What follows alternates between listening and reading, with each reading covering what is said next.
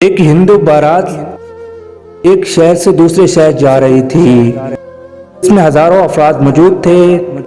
چلتے چلتے وہ راستہ بھول گئے۔ کوئی ایسا آدمی نظر نہیں آیا جس سے پوچھ کر وہ راستہ معلوم کرتا۔ لوگوں نے دیکھا درویش اپنی جھونپڑی یاد الہی میں مشغول ہے۔ ان میں سے کسی نے کہا فقیر سے راستہ دریافت کرنا چاہیے۔ اس نے اعتراض کیا ان کو کیا راستہ معلوم ہوگا، وہ تو درویش ہے۔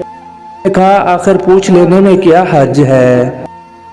تمام لوگ اس درویش کی جھونپڑی کے پاس گئے اور آواز لگائی بابا ہم راستہ بھول گئے ہیں، بابا ہم راستہ سے بھٹک گئے ہیں، ہم کو سیدھا راستہ نہیں مل رہا۔ سننے کے بعد وہ درویش باہر آیا اور کہنے لگا تم راستہ سے بھٹک گئے ہو،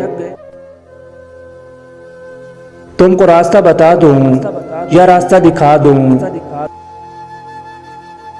انہوں نے ایک زباں ہو کر کہا بابا راستہ دکھا دیجئے۔